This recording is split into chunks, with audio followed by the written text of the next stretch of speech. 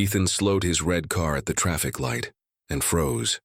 There, by the curb, sat a woman clutching a red plastic bowl, her face half hidden under tangled hair. Ethan's heartbeat skipped. It was Lila, his ex-wife. Why was the woman he once called his wife begging for money beneath the same sky they once dreamed under? Ethan turned off the car engine, but the noise inside his chest wouldn't stop. That face, he knew it too well. Lila, his ex-wife. Once the woman who filled his house with light, now sitting by the curb with a red plastic bowl. How could life fall this far? Every honk, every passerby ignoring her cut deeper. He wanted to step out. But shame glued him to the seat. All those years of silence replayed. The divorce. The words he shouldn't have said. The door that closed behind her. And now, destiny had dragged him back to witness what he had become without her. Empty. From the window, he watched her bow her head each time a coin dropped, whispering quiet gratitude, the same gentle tone she once used when praying over dinner. That echo broke him. That night, sleep never came. Her image burned through the dark, her eyes carrying something beyond pain, maybe a secret. He promised himself, if she's there tomorrow, I'll follow her. Deep down, he feared the truth might not be about her fall, but his own failure. He thought he was chasing answers about her, but tomorrow, he'd uncover the guilt he'd buried for years. Before we continue, if this story reached your heart, hit like, subscribe, and drop your country below. I'd love to see how far these stories travel. The next morning, Ethan returned to the same street, but this time, Lila wasn't begging. She moved differently, cautious, purposeful, slipping through the crowd like someone hiding a truth. Ethan followed from a distance, his breath shallow, heart pounding. She turned down a narrow alley, stopping before a half-broken apartment door. She knocked twice softly as if not to wake the world. Inside, a frail voice coughed. Ethan froze.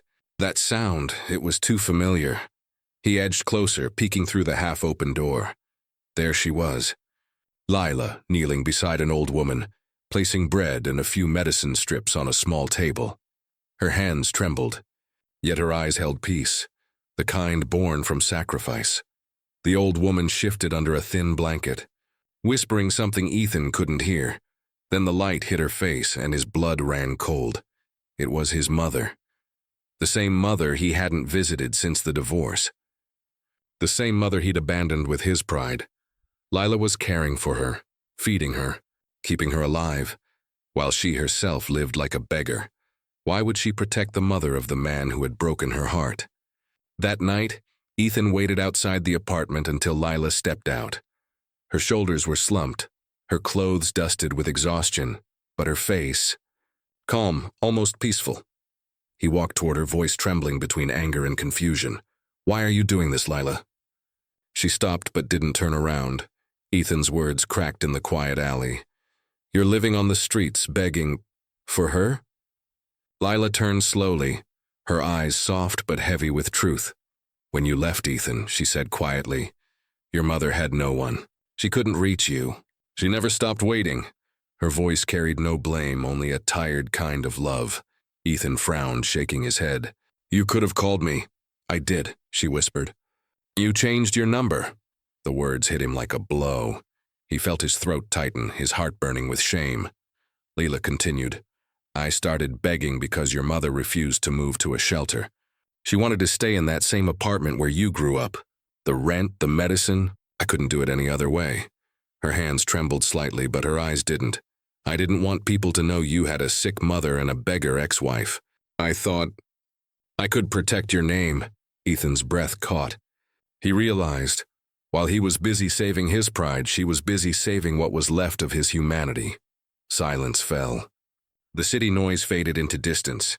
A car passed by, its headlights flickering over the two faces, one breaking from guilt, the other glowing with grace. He wanted to say sorry, but the word felt too small. He looked at her hands, cracked, bruised, and wondered how many nights she'd gone hungry just to keep another person alive.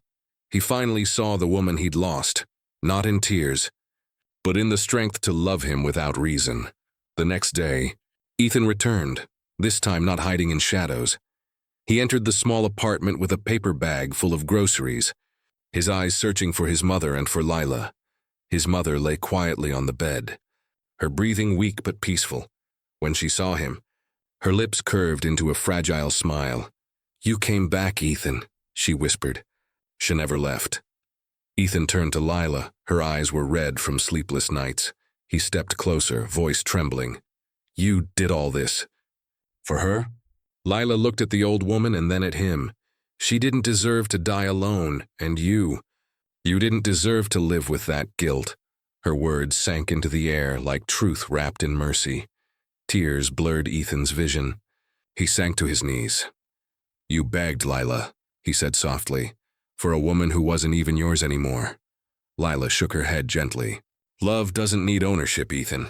It just needs purpose." She smiled faintly. That same unshaken kindness he once called weakness. Now it felt like the only pure thing left in the world. In that silence, Ethan's heart broke, not from regret but from awakening. He realized she hadn't fallen lower than him. She'd risen higher. He reached for her hand, the one that had fed his mother when he couldn't face her. "Lila," he whispered, "you saved the only family I had left." But fate wasn't done with them yet, and because forgiveness, once given, asks what you'll do with it. Weeks passed. Ethan sold his car, left his glass-walled apartment, and moved back into the quiet neighborhood where his mother lived. The world that once revolved around deadlines and deals now circled around healing and forgiveness. Every morning, he brewed tea for his mother, and every evening, he joined Lila as she handed food to people who had nothing, the same people he used to walk past without looking. Lila never spoke of what she lost. She only smiled when Ethan tried to make things right, as if saying, "It's not about making up for the past. It's about what you do next." One afternoon, as sunlight streamed through the cracked window, she said softly, "You came late, Ethan." "But not too late." He looked at her and smiled. "You waited when I didn't deserve it." She didn't answer, just looked toward the sky. "I didn't wait for your apology," she whispered. "I waited for your heart to come home. If you're still here, you already feel it. Like, subscribe, and let's keep sharing what still matters. Sometimes the people we pity are the ones carrying our redemption. They don't shout their love. They live it quietly until it changes us.